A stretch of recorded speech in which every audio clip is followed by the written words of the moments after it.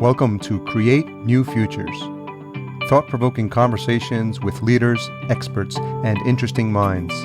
Join us as we explore ideas and reflect on practices that you can use and apply to create and shape the future. With your host, author, and strategy consultant, Aviv Shahar. This is Aviv, and welcome to this podcast episode of Create New Futures, where we develop conversations with thought leaders, experts, and with fascinating minds. And we explore ideas and practices that can help you create new futures for you and for your business. Today, I'm speaking with Paul Werner. Paul is a 25-year veteran of the tech industry with a proven leadership experience in large and mid-cap technology companies, serving global customers. He currently serves as the Vice President of Sales for the Western U.S. at F5 Networks, a security and application delivery company. Paul and I initially met and had the opportunity to work together when he was at Cisco Systems, leading the data center sales for the U.S. And what impressed me as I got to know Paul a little bit was that in his own way, he was leading what I call a modern Renaissance life. He is an avid reader. He loves to travel. He enjoys good food, coffee, and wine with friends. And he is, first of all, a devoted family man to his wife and 2 daughters, all while delivering significant growth results with his teams. So, Paul, it's great to have you on this podcast. Welcome. Wow, thanks, Aviv. And that was a very generous introduction. What did I miss about your background that I should have mentioned? I'm not so sure about the Renaissance man, but I'll take the compliment. I actually referred in my book, Create New Futures, to my experience of working with your old Cisco team in Portal 5, how to scale and speed up by slowing down. And that's another angle at being a Renaissance person and a Renaissance team in the way you approach work. How would you respond to that? And do you agree generally with my characterization of you determining to create for yourself holistic life, whole person life, not a life that's just purely and narrowly focused on work results? Yeah, I think that's interesting. I have purposely tried to position myself so I do have balance in my life. I feel it's been very important for my family and especially my children. I have a very close relationship with my 2 daughters. They're now 17 and 19 years old. And we continue to enjoy each other's company. And I think that reflects upon the investment I put maybe earlier in my career. My wife and I also at some point, I'm not exactly sure when it happened, but decided, while we could do other jobs or move around quite a bit for a career, we decided that family would really become a priority for us, and we've managed life in a way that we could do that. We've been very fortunate in the roles I had and her flexibility in her career that have allowed us to do that. It's interesting that you picked that part up about reflection, and I jotted some notes after reading Create New Futures, and that's one of the areas that I think that reflection and action loop, and making sure there's balance in both the action side of life and reflection side of what we do from both our personal and career lives is really important. I know that reflection is something I'm always trying to improve upon. I think in the tech industry, we're certainly up in the hurry up and do more and do it faster. We get caught up in that quite easily. And so taking the time to reflect is really important. That's an area that just continue to be ongoing work for me. And Paul, is this a determination that you made earlier on and decided that you will be living, you and your wife, a balanced life? Or was there a particular point where you felt we're actually a little out of balance here and we are going to reprioritize and rebalance our life? I'm asking because I know that there will be people listening to our conversations who are earlier in the life journey and career and are thinking and are grappling with these questions. So I'm interested how you came upon and about making this decision. Yeah, I think early on, maybe we went down that path. I'm not sure it was necessarily conscious. Early in career, I had some outside activities I really enjoyed doing. And when I was younger, I was a avid mountain climber, and I still like to spend a lot of time in the mountains locally in terms of where we live. And in order to do that, work was a way I could fund the next trip. And we enjoyed traveling while we were younger, and that's something that stayed with us over the years.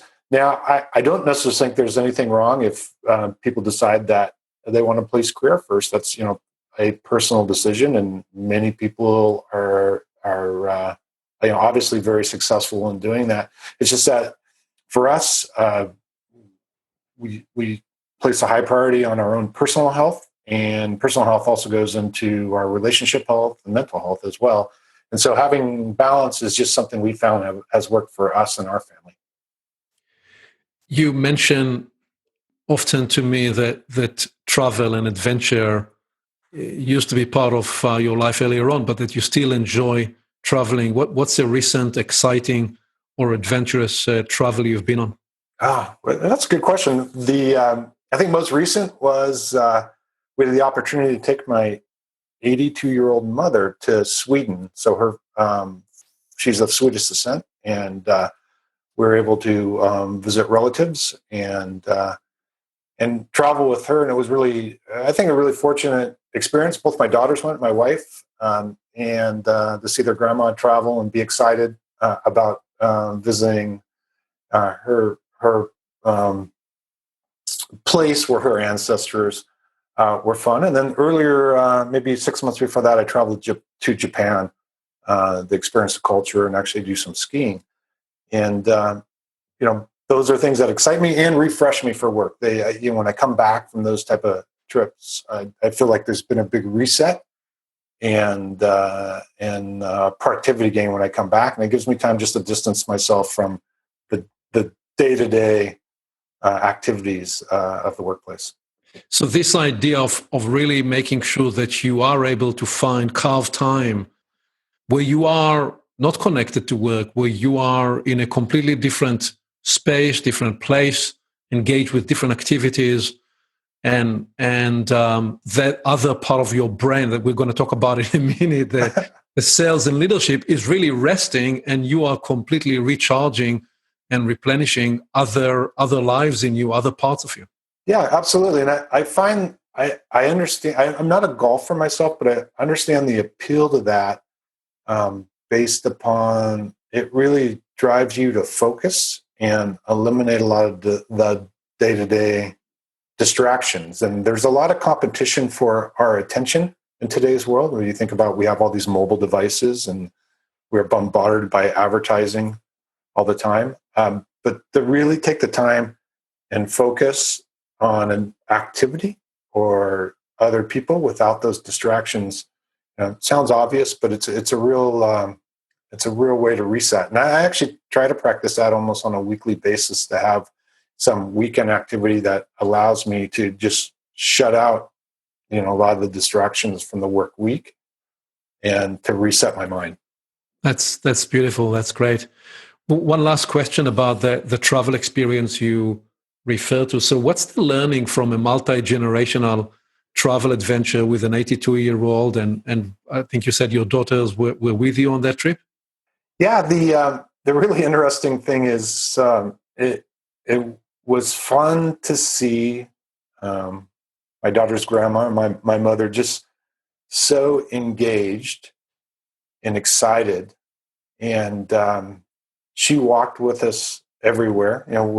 We had to dial back the pace just a little bit, but she was there with us every step of the way, and it really made for just some just really great family time. And I was just really excited we had the opportunity to do that.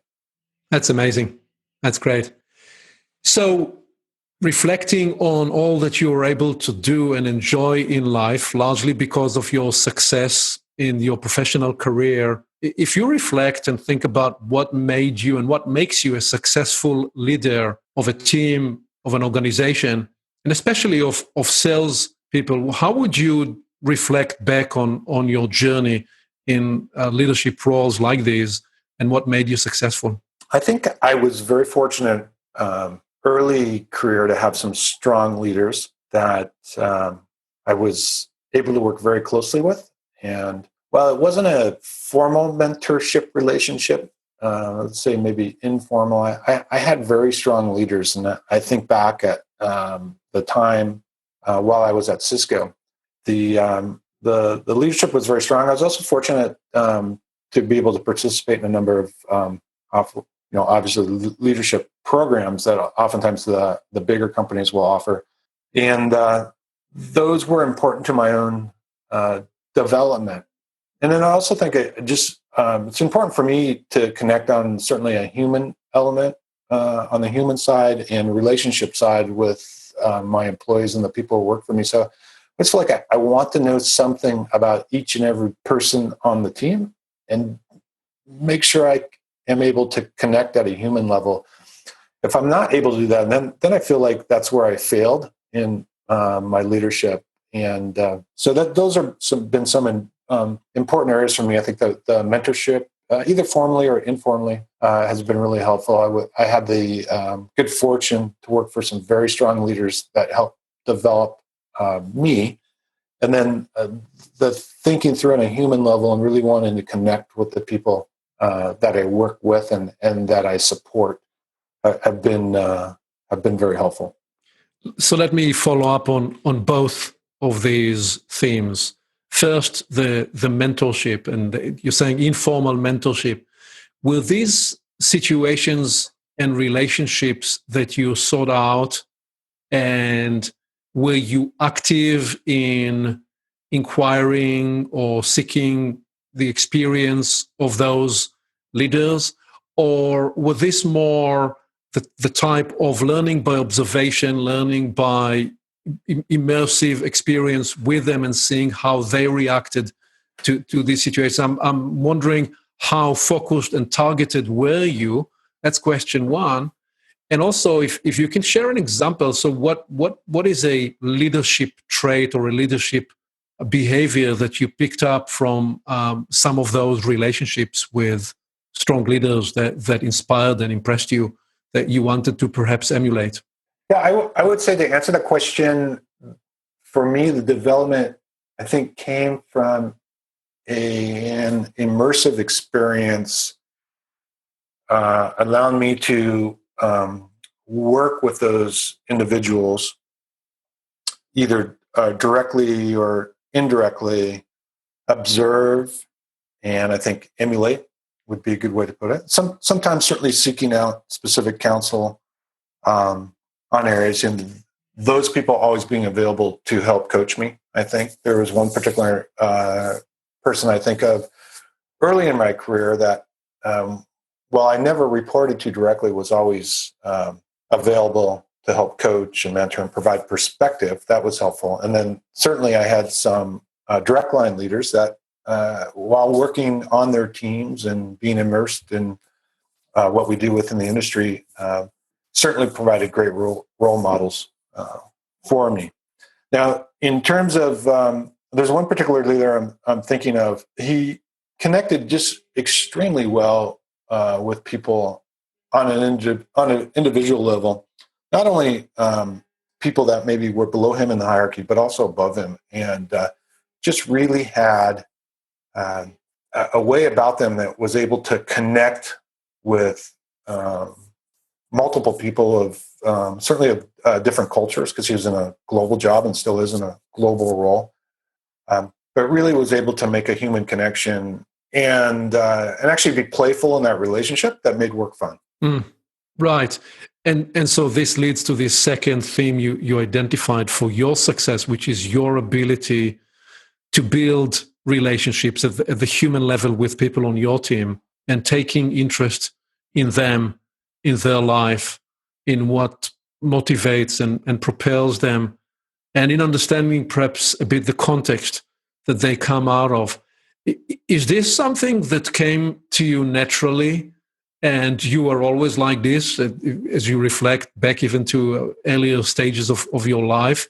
Or was there a point that you said, for me to be successful in sales, for me to be successful in leadership, I have to strengthen and build this capacity to connect with people, and I'm going to actually focus on this to develop my ability to connect with people deeply. Again, my question is, was that natural and intuitive for you, or did you discover at some point that this was something you wanted to consciously develop? So let me examine that a little deeper. As I think back, as a young child, I had trouble reading in the very early stages of elementary school. But on every report card that was sent home, my teachers would notate, gets along well with others, which I think is interesting, which may have had, maybe I needed to do that to make up for some other deficiencies in my learning style. But then, so I think some of that might have been innate from a young child. But then I also remember a lesson I learned while working, and this was probably in the 2000s. I was working with a very senior executive at EMC, and at that time I was at Cisco Systems, and we had a joint partnership, and it was not easy actually to find necessarily the joint value in the solution or product we were bringing to market. And so I had really set off on a track thinking and trying to understand what that joint value proposition would be for both companies. And I remember having this discussion with the senior exec there, and he said, Paul, you have it all wrong. The values in the relationships. That's has stuck with me. Sometimes we get hung up on a certain path or a certain vector, and but stepping back and really thinking through what the organizations were doing and trying to accomplish, and then realizing it really is in the relationships that we bring together, and that solution did finally make its way to market and was successful. But to really step back and think about, what's most important in this joint venture, if you will, and it was really the relationship. So that's kind of stuck with me and continue to drive the help kind of wind its way into some leadership principles for me. See, this is a fascinating moment in time that you're sharing, and I'm always very interested in those moments. Sometimes they happen in a strange, unexpected, just a moment of conversation with a stranger, always somebody that you know, but somebody says something, and because you're in the right place, in the right timing, in yourself, in your journey, and it gets somehow into you and you internalize it, and it becomes part of your topography of values and what propels you. And I'm always very interested for people to identify those that I call life-centering moments, where something happened or you were in a conversation and there was something that occurred that you can look back and say, that occurrence, that moment, that statement really stayed with me and in some way shaped my philosophy as a leader and in the way I work with my team. So fascinating that moment occurred. If you were to search in your memory to identify another life-centering moment, and it may be something completely different. It may be sometime you skiing by yourself down a difficult slope and you're struggling through it, or any other, but something that you reflected on and you say, something occurred there in that moment. It shaped a bit the way I approach things. What comes to mind? I'm thinking deeply on this one. I think back and in general, if I think about what motivates me, I realize I am, I believe, like many of us, fairly achievement-oriented. Mm-hmm. And that sometimes can get in the way the relationship building. So it's something I have to be mindful of. Maybe, it goes back to, if I think about when I was much younger doing more mountain climbing, there's always another taller hill to climb. Right. And there's always the next degree to get, right? In graduate school. So I think, realizing that, does drive me, but not let that become the main focus. I think allowing success to follow, but really focusing on those relationships to help bring that about. Right. Right. And were you led right away into that intersection of technology and sales? Did you know that, yep, that's the space I will operate in, or were there other steps before you find yourself in technology and specifically enterprise sales and leadership? No, certainly wasn't mapped or planned. It was emergent, as I like to say. And for me, I know some people, if you ask my wife, she would say she knew what she was going to do career-wise, probably since she'd been in high school. And for me, I didn't know after finishing at the university. And I entered in, and I had done some software development work when I was a student. Yeah, so right out of school, I had had some software skills out of school, and I hired into IBM, received some great training, and at some point I was on a technical track there, but I was working with some sales reps, helping them sell the technology, and realized at some point I was doing most of the selling, and they were making most of the money, and so I thought maybe that is something I should try. And so I had moved into some more specialized technical sales there. And then as the internet was starting to take off and corporate America was building IP networks, I was recruited by Cisco Systems and moved into a sales role there. And then during that time, I certainly was starting to think about career. My first daughter had just been born. I was in my early 30s and saw the folks in leadership and knew that was the direction I wanted to take. I didn't know necessarily how far I would go with that, but that was certainly an area I wanted to take. And I think that's what led me here eventually. Yeah, the beauty of this story, which again, for me is so interesting, is that you found yourself in a situation where you were exposed to and discovered a skill that you had. You said, I was doing most of the selling and they were making most of the money. Exactly. And it's not that up until that point, the idea or the concept that you will go into sales was probably not in the foreground, was not something you realized.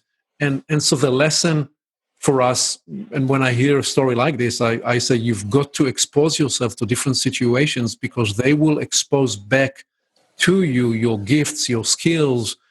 And in some way, this relates to something that I'm addressing at the end of the book when I talk about the Michelangelo moment or the Michelangelo concept. And I propose that we go through life, the journey of life is chiseling out what is not our essence, what is not our core competence, what is not our sweet spot, so to speak. And through experiences, we discover where we should invest more of ourselves because the yield is greater. And this is just a beautiful story that validates that concept. Yeah, I really agree with that. I think, my mother was a school teacher, and my dad worked at Boeing as an engineering person. And so really hadn't had much exposure to the business world, and really as a youngster hadn't ever thought of sales as a career I would go into, or necessarily leadership. I think one thing I guess it could be good or bad, but I think maybe in hindsight it turned out to be a really good thing is my parents left that up to me to find. There wasn't really any career counseling as I look back I look back on it, which now it seems like it's a lot different in terms of and maybe how we work with our daughters, but I want them to find their path as opposed to me trying to find it.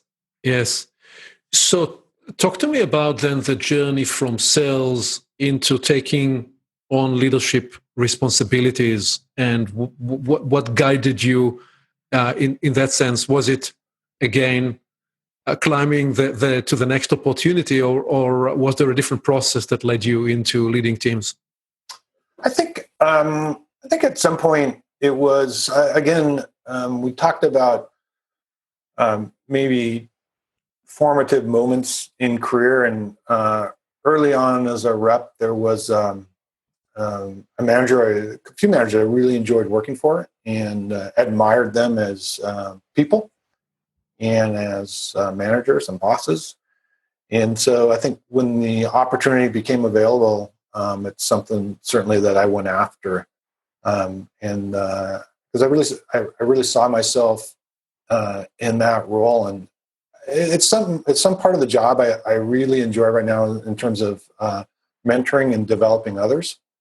And maybe it's a switch that many of us make at some point in our career, and some people always enjoy being an individual contributor, and that's just fine too. There's plenty of value in that. Other people, like the other side of the equation, and that just happened to be where I landed right now. But to me, it's very fulfilling, and I really enjoy oftentimes working with people in early stage of their career, and even working with some folks on the other side. We all have something to learn from each other and contribute. How would you describe your management and leadership style? Do you get very involved in the sales process of your team? Do you stay? You fly at a high level. How do you help them most? It certainly depends on the situation. I certainly don't want to, micromanagement. I've never been a fan of. I don't enjoy it, so it's not something I want to do. I am available there to help and support, but also in these roles, certainly there's a level of accountability we have to take for all of our own actions and for our team, and I play that role as well as the support role and garnering resources for the team to help make those people successful. But I really want people to learn and develop on their own and feel like they're contributing and they're doing something meaningful. And we spend so much of our lives at work and in our career that if it's not meaningful, then I think you'll be just left with a hollow and empty feeling. Right. Well, the point I think you're making, which is a point you and I have spoken of, that in the lifestyle of a corporate career, people often spend more time with their co-workers than with their loved ones. And therefore, unless the work environment is fun and energizing, and you respect and sometimes admire the people you're working with or even that work for you, and therefore you promoting each other your best, unless there is that level of meaning making, the work experience can be very tiring and very exhausting, and it's not something you can sustain over a long period of time, decade after decade. Yeah, absolutely. You need to feel, again, connected, right? And if you're not feeling connected, then I think people are just not fully engaged and not giving it their all. And so you talk about your role as a manager is in part a mentor, part a coach. What are some important insights and tips that you have developed through the years of managing successful teams where each and every person is different, and you're saying that I need to learn to connect with them? But what are some of the practices you bring to the table to promote in each of those people working for you their best strength? How do you approach that? I think as certainly spending time with them, right? Getting to know them as people. And this kind of sounds maybe a little cliche in terms of what motivates them, their communication style. Some people text, especially these days, some people email, some people are more voicemail oriented. Really, if I can find a way that optimizes how we communicate, and I think going back to your book, how you have conversations with folks, it's easy or easier to understand them as people and what drives them. Right. One thing I certainly took away from Create New Futures is, for all of us to think about what we do in our own development, but you use the model of a 3-story house. Yes. So, where we, on the first floor, we work in the business. On that second floor, we work on the business and more strategic aspects of what we need to do as leaders. And 3, that third floor, maybe that attic, we work on ourselves as leaders, as people, as salespeople, as engineers, product managers, etc. And I think, I presented that framework to my team several weeks back, and it resonated with a lot of them. And most of them realized they don't spend much time on that third floor. They spend a lot of time on the first floor. That's awesome. That's awesome. That's very gratifying for me that you're able to just take it from the book and work with it with your team, and that it resonated and that opened their minds to these ideas. So that's really awesome. Yeah, I think that was it was actually it's a fun metaphor to play with the team and present, and people get it right away when you frame it that way. When you reflect at the best, the top performers that have worked for you over the years, both in Cisco and now at F5, what are some of the practices that you have seen with the best performers? And I'm curious what you'll say. You may tell me, hey, there are different peoples that get to deliver success in different ways, or can you identify some commonalities and common behaviors and practices in some of the top performers? Yeah, certainly. I was with one of our top performers several weeks back, and I had asked him that exact question, thinking through as we put hiring filters on as we're going through the interview process and trying to disseminate and share that information with the rest of the team. And, one thing that comes out is they're generally curious people.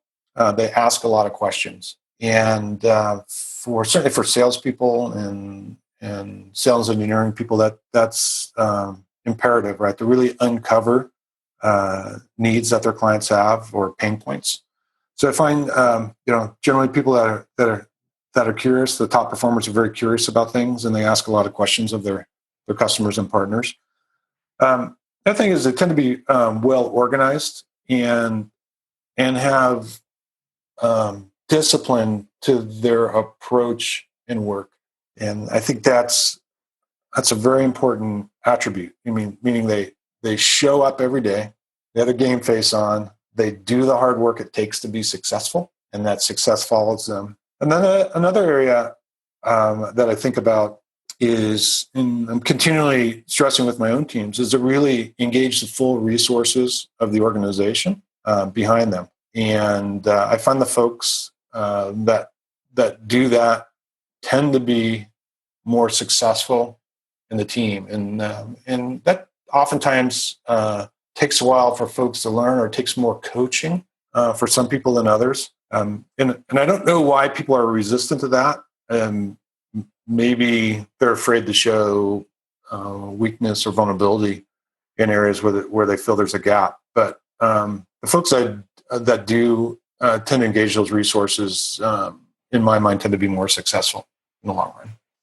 Right. So number one, curiosity, inquiring deeply to understand the client and the problem that they're trying to solve, and getting interested in the client even beyond just the sales process. That's number one. Number two, being very well organized and disciplined, such that they can perform consistently at a high level. And number three, engaging help and engaging a broader network of support, and not being defensive or resistant to seek help, and to fly, not just solo flyers, but rather fly information, to borrow my Air Force metaphor there. Great. But if you needed to add a fourth attribute or behavior, what would you highlight? Yeah, there's I think, a innate desire to be successful and do the things it takes to do that. Certainly in an ethical manner, I would say. And I'm sure there's many others that we could think of as we really try to pick that apart. But those are the things that I think at a high level that I think really contribute to the success of some of our very best people. Great. Well, how would you describe the difference of experience of working for a very large company like Cisco and the current experience of working for a smaller company like F5? What are the pluses and what are the negatives on both sides of the experience? Yeah, well, I would say I was fortunate in my Cisco experience in that I joined the company about the time it was about the size of the current organization I worked for, and went through really a rapid growth period and worked with some extremely talented people. Some of those people are CEOs of other tech firms now. So it's I think back on those years with a lot of gratitude and thankfulness that I was able to work in that environment. I'm comparing it to a smaller company. Now, a smaller company is, again, I think, even more relationship driven. And you feel like, I think, that your contribution at a smaller company, I think many people would agree with this, your decisions can make or break the company sometimes, depending on what role you're in a smaller organization. So I think your actions, I think, at a certain level can be felt more or have a deeper impact at the smaller organization, as opposed to, when you get very, very large, depending on what role you're in, obviously, your actions may not make or break a quarter. Right. It certainly could in a smaller company. Right. So the impact and the influence you have in a smaller company and the visibility is certainly greater.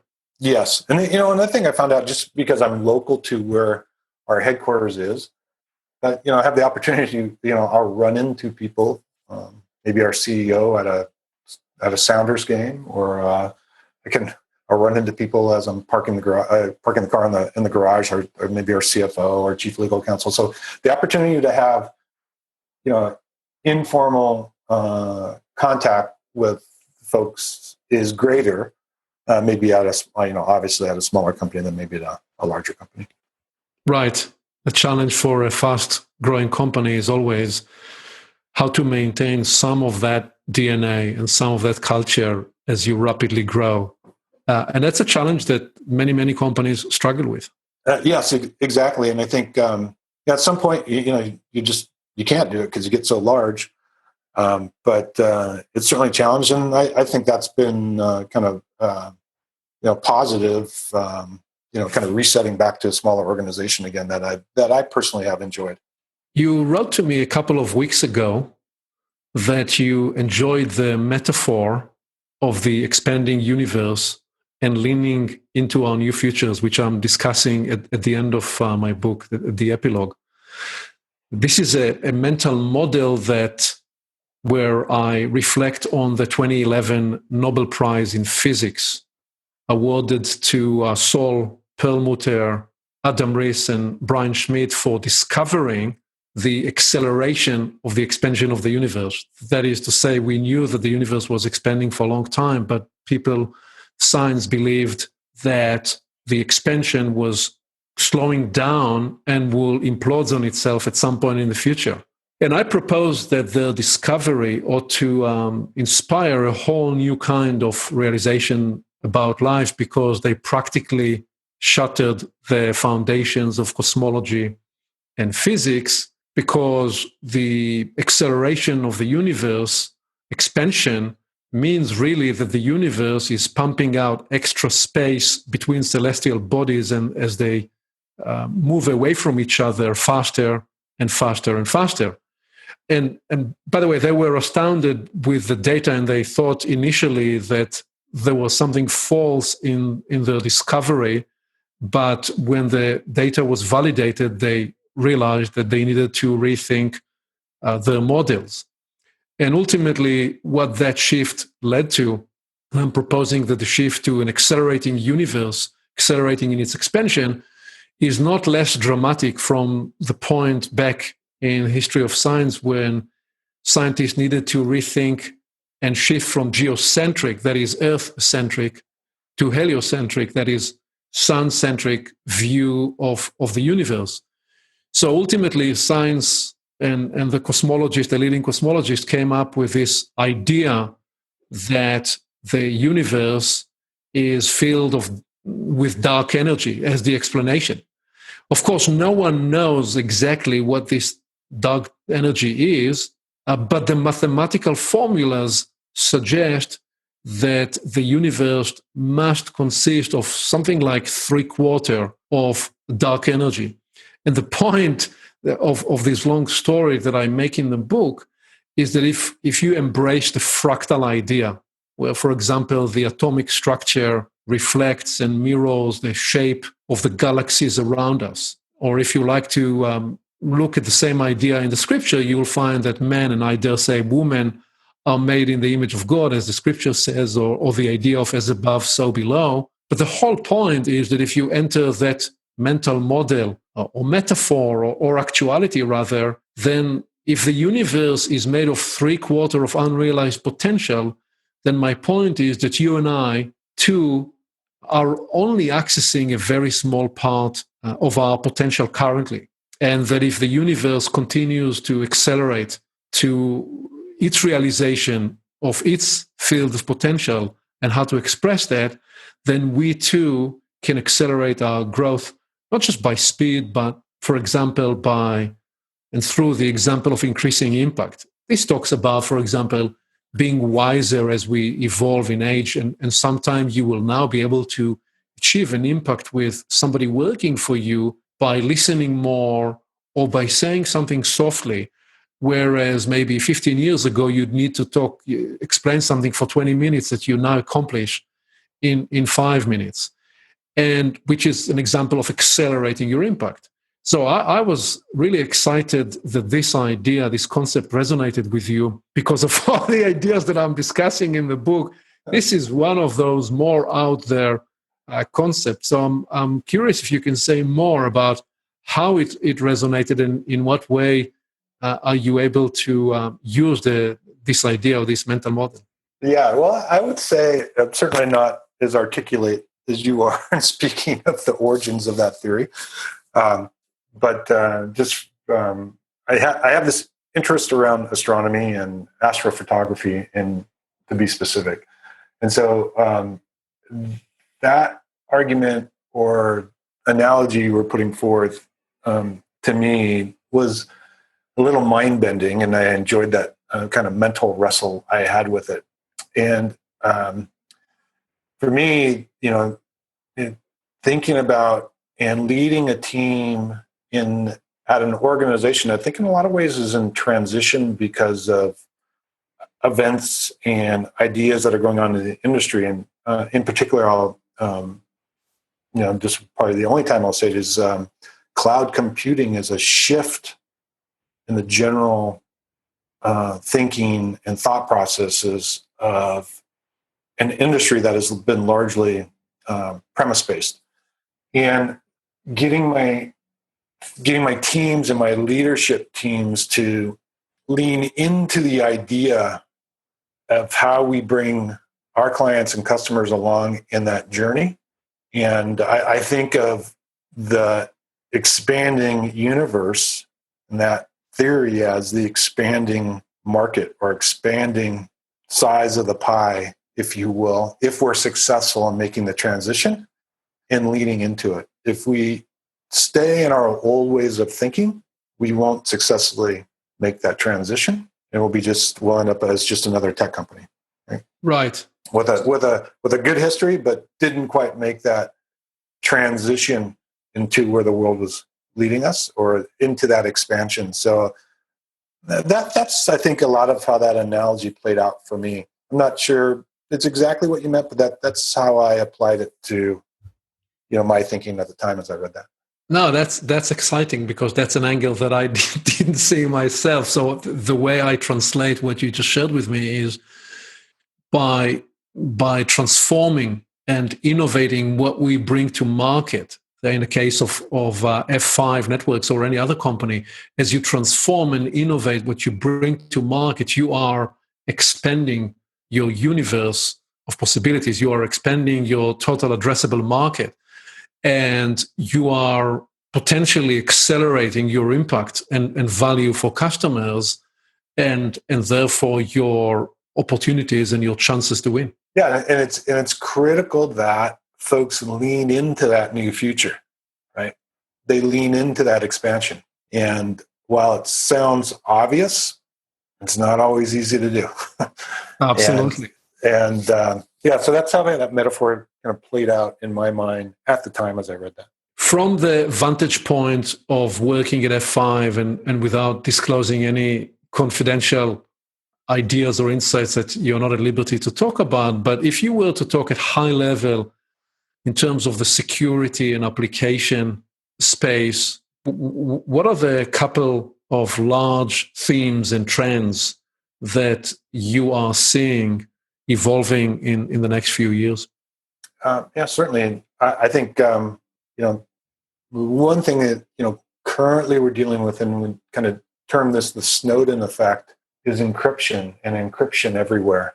And customers are, I'd say, from just the prior 18 months are just much, much more aware of the importance of that, but also being able to not only encrypt, but also look into the encrypted data that's coming inbound or going outbound to really get a feel for any, potential security risk that reside within that encrypted traffic. Because just because it's encrypted doesn't necessarily mean it's safe to pass, right? There could be malware within that encrypted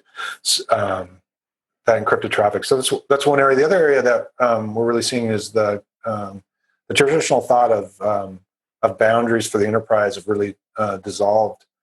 And say that one more time. I don't think I got clearly what you were describing. The traditional boundaries of enterprise have dissolved now. So many enterprise applications are now available on a mobile device. And you're not always going back to an enterprise data center. You're going to, software as a service someplace. You're using some application that's provided by some vendor that the line of business has decided is critical for them to utilize.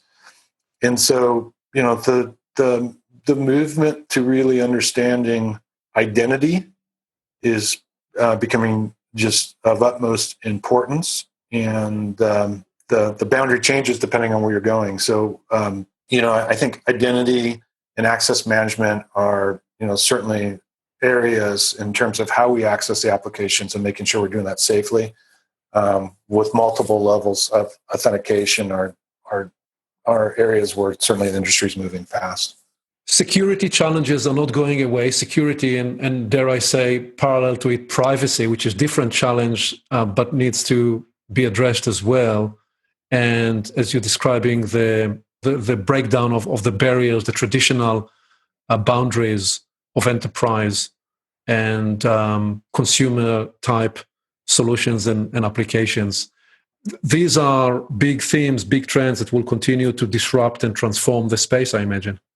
Yes, absolutely. And there are other areas, that I think lead to interesting questions. I think this last election process and what we're seeing play out in the news in terms of manipulation and hacking, and I had thought in the past that why shouldn't we move to an all electronic voting system?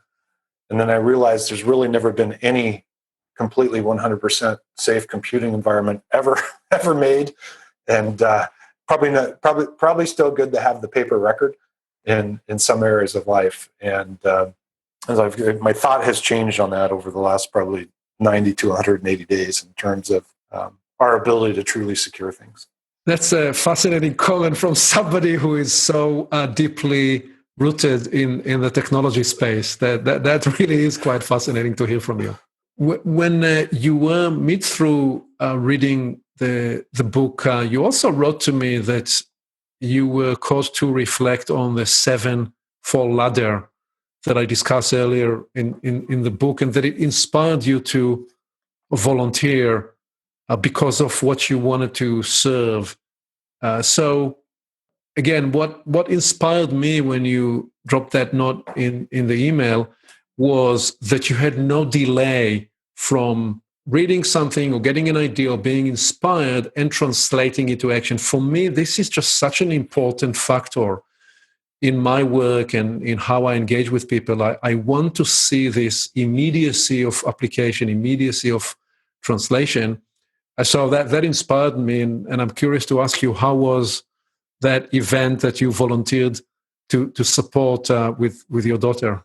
Tell the story, actually, and tell about the experience. Yeah, well, maybe 15 years ago or so, I wrote myself a personal letter, and I keep it tucked in my desk.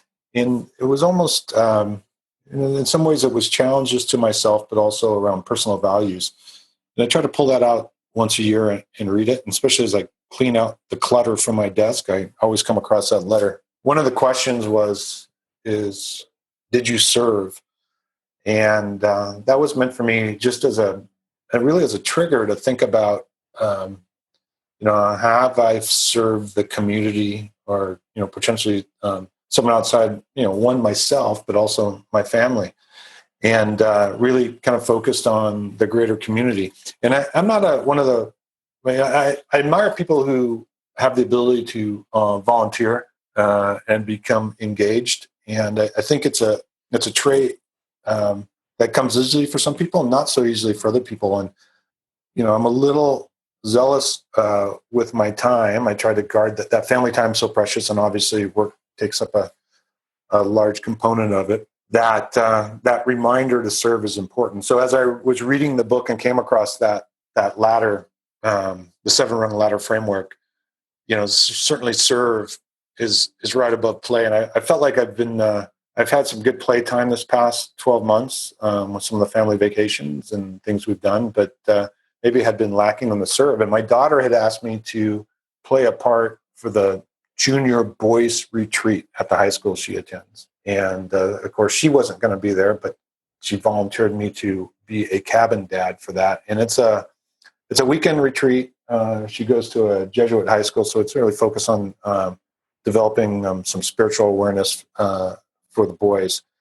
And so I read that, and shortly after, a note had come across in my email saying they needed some volunteers for that, or might have problem running the program that weekend. And so immediately I volunteered, and the book was a good reminder of that. And it was, it's fulfilling for me to do that, to spend time with these young guys and provide some mentoring there. But it's really run by the high school seniors to the juniors, but they need the cabin dads there for support. And I know the guys appreciated it. And you mentioned in the same note that a year earlier when you were there, you were reading and perhaps rereading Frankel's Man's Search for Meaning. Which I love. That's a great book. Yes. What other books have you recently explored that inspired you and left you with new ideas, with new thoughts? Yeah, well, the current one I think I'm more or less wrestling with right now is a book called The World Outside Your Head by Matthew Crawford. And he wrote a book a few years back about it was called Shot Class as Soulcraft. And it was really trying to bring the argument forward that maybe the traditional 4-year university education isn't for everybody, and that we really need to be rethinking how we do vocational education and training in the U.S. In fact, I just heard something recently about talking about the system they use in Germany, where at an early age you're determined in terms of maybe will you go to trade school or will you go to the university system. And I know that's not always a popular idea here, but I think people are starting to rethink that in terms of skilled manufacturing jobs based in the U.S. But anyway, that book is what I'm reading right now, and that's all about attention and making sure we develop as individuals in this age of distraction. And I think another book I really enjoyed, and I actually read this one a few years ago, was Thinking Fast and Slow, right, by Daniel Kahneman. That was really about human bias and decision making. I just thought that was a wonderful, wonderful book and very illuminating. And that's interesting. And of course, I like anything by Michael Lewis. Right. He's always a fun read. So. Right. When do you read? When do you find the time to read? And is it just end of the day before you go to sleep? Or do you have a sacred time during the day that you read? How do you do that? Yeah, well, that's a good question. My wife was watching The Voice last night, and I was in a chair next to her reading. So when I can, I'm not a big TV watcher. I prefer to read the quiet time. I mean, I do watch it occasionally, but I prefer to read. I'll try to mix it up when I'm on an airplane traveling for work. I'll certainly be catching up on work activities, and then try to spend a few minutes. Well, that sounds like a fantastic collaboration. If she's watching The Voice and you are reading, and you can do both at the same time, it's a rich experience to create together. The point there, of course, you know me by now. I see themes and lessons and ideas in everything. This idea that two people can spend rich time together while they're actually interested in different areas of pursuit and exploring concurrently in the same space is part of the mystery of successful relationships. So well done for that.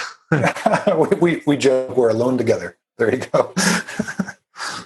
So Paul, this was a rich exploration today. And as we bring this to landing, what parting wisdom do you want to offer, perhaps to somebody younger in life and in career, perhaps even parting wisdom to the you that you were, say, when you were in your early 30s, from the kind of experience and wisdom you have today? I think earlier on I would have focused a greater amount on continuing to develop the relationships, but in an authentic manner. And I think that's certainly key. One friend of mine who I greatly admire, has been a mentor for me, has reminded me in all things relationships, especially personal, practice forgiveness. That's probably the one most important one I can think of. That's great. The big theme that I am harvesting from our exploration and journey today is relationship. How central relationship is to everything in both the professional and the personal. And what I'm also distilling from your experience, it's not something you can take for granted. It's something you need to choose to invest in, quality time, quality attention. So it's a wonderful parting message. And thank you for joining me on this Create New Futures conversation today. Thank you. I've enjoyed it.